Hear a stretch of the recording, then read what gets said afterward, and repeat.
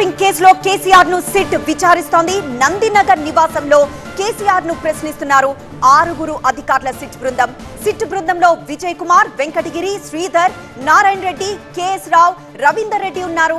2వ అంతస్తులోని గదిలో కేసీఆర్ విచారణ కొనసాగుతోంది.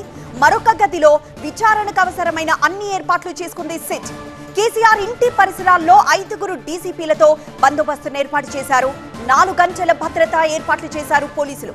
ఇక క్యాన్సర్ హాస్పిటల్ నుంచి కేసీఆర్ నివాసం వైపు బ్యారికేడ్లు ఏర్పాటు చేశారు.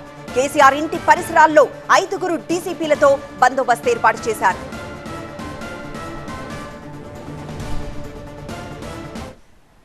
నందినగర్ కేసీఆర్ ఇంటి దగ్గర నుండి మా ప్రతినిధి ప్రణీత మరింత సమాచారం అందిస్తారు. ప్రణీత, సుమారు 1 గంట నుండి విచారణ కొనసాగుతున్న నేపథ్యంలో ఎలాంటి మెటీరియల్ లేదా సాక్ష్యాల్ని సిట్ అక్కడికి తీసుకొచ్చింది?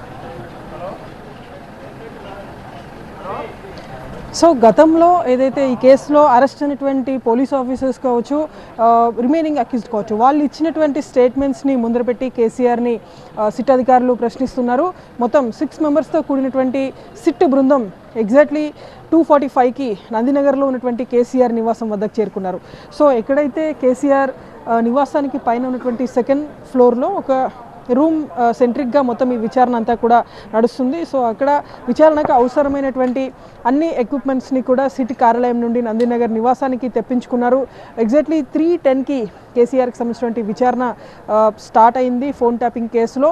సో ప్రజెంట్ ముందుగా ఏదైతే సిట్ ఒక క్వశ్చనైర్ని అనుకుందో, సో ఆ క్వశ్చనైర్ని కేసీఆర్ ముందు ఉంచి ఆయన నుండి స్టేట్మెంట్ తీసుకున్నటువంటి పరిస్థితులు ఉన్నాయి. సో ఇది నందినగర్ నివాసం లోపల ఉన్నటువంటి సిచ్యువేషన్. సో బయట ఒకసారి పరిస్థితులు చూస్తే చాలా రోడ్స్ ఏదైతే నందినగర్ నివాసానికి వచ్చేటువంటి రోడ్లు ఏవైతే ఉన్నాయో ఆ రోడ్ను అన్నింటినీ కూడా సిట్ పోలీసులు బ్లాక్ చేసేశారు.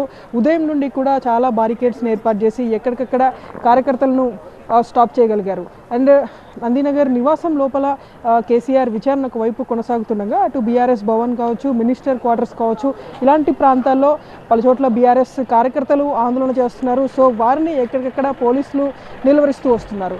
సో ఇటువైపు నందినగర్ నివాసం వైపు మాత్రం ఏ ఒక్క కార్యకర్తను కూడా రాకుండా నలుదిక్కులో కూడా పోలీసులు కట్టడి చేయగలుగుతున్నారు. సో ఎక్కడికక్కడ బ్యారికేడ్స్ని ఏర్పాటు చేసినటువంటి దృశ్యాలు చూస్తున్నాం. సో ఇది నందినగర్కి లెఫ్ట్ సైడ్ ఉన్నటువంటి పరిస్థితి. అండ్ రైట్ సైడ్ కూడా అటువైపు క్యాన్సర్ హాస్పిటల్ వెనకల వైపు ఉన్నటువంటి రోడ్డు చూస్తే దాన్ని కూడా కంప్లీట్గా పోలీసులు ఆధీనంలోకి తీసుకున్నారు.